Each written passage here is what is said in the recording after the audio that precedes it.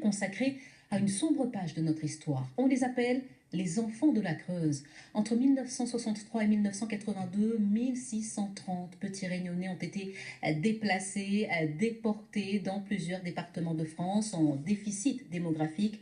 Aujourd'hui, 18 février 2016, plus d'un demi-siècle après les premiers exils, 2 ans après l'adoption d'une résolution. Regardez, cela se déroule ce soir à Paris. Le gouvernement ouvre une commission pour ces Réunionnais de la Creuse. Rassemblement en ce moment au ministère des Outre-mer. L'histoire de ces 1625 enfants, précisément aujourd'hui devenus adultes, sera étudiée. Il s'appelle Jean-Claude Brett. Ce Réunionnais avait 16 ans quand il a dû quitter la Réunion, quitter les siens, 46 années d'exil au total. Son retour n'a eu lieu qu'en 2012. Et ce matin, il était dans nos studios pour une émission. Steve-Henri Peters et Thierry Chenaillé en ont profité pour le rencontrer. 66 ans aujourd'hui, Jean-Claude Brett en avait 16 lorsqu'en 1966 il quitte la Réunion pour la Creuse sans trop comprendre pourquoi. Ce n'est qu'en 1997 qu'il retourne à la Réunion pour la première fois et ce n'est qu'à la retraite en 2012, après 46 ans de travail en métropole, qu'il s'y réinstalle définitivement. Mais il ne retrouvera personne, comme s'il n'avait jamais existé ici.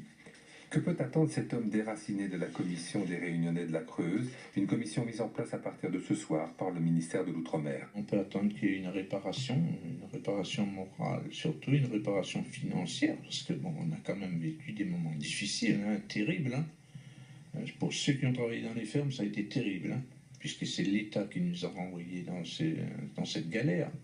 Et l'État doit faire un geste, un petit geste, au moins. Et vous pensez que la commission peut aller dans ce sens-là? La commission, je pense que si on se bat, on pourrait supposer d'avoir une augmentation sur la retraite, avoir un descente pour qu'on vit. Qu'on ne soit pas... C'est ça. 3 invités avec nous ce midi. Jean-Claude Brett. Invité sur Réunion Première Radio, ce n'est pas la première fois que Jean-Claude Brett décrit son désarroi, mais c'est peut-être la première fois qu'il a l'impression que, cette fois, il sera entendu. À Malakoff, près de Paris. Et lui aussi fait partie des Réunionnais de la Creuse. Bonsoir, Jean-Claude Laborde. Vous êtes le président de l'association Génération Brisée, avec nous en direct de Saint-André. Dites-nous en quoi ce 18 février 2016, en quoi la date d'aujourd'hui est pour vous une étape historique? Déjà, ça marquait une histoire de la Réunion.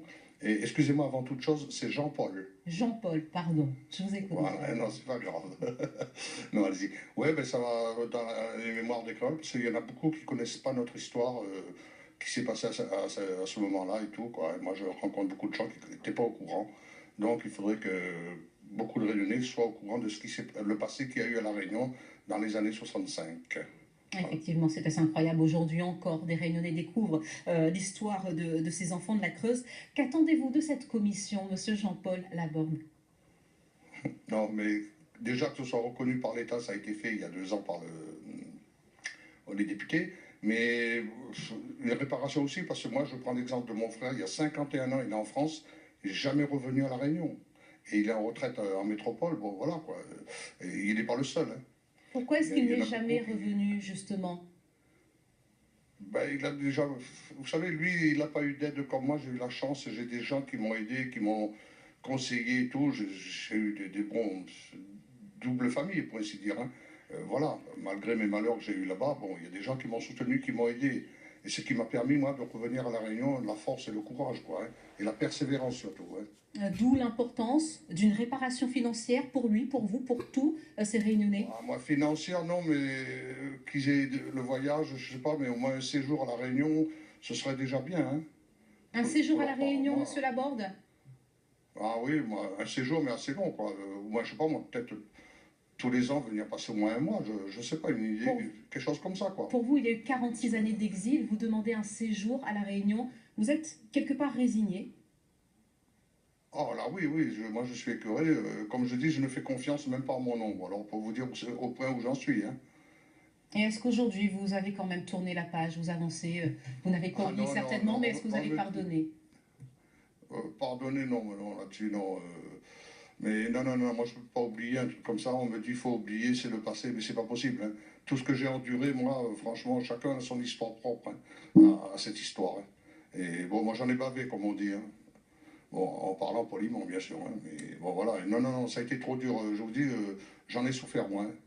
Même dans mon sommeil, j'en ai souffert. Dans mon sommeil. Alors que je parlais, je me bagarrais dans mon lit et tout.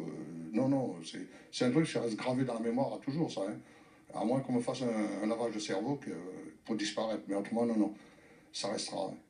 Merci en tout cas pour ce témoignage en direct ce soir, Jean-Paul Laborde, président de l'association Génération Brisée. Nous reparlerons évidemment des enfants de la Creuse avec donc cette commission qui s'ouvre aujourd'hui.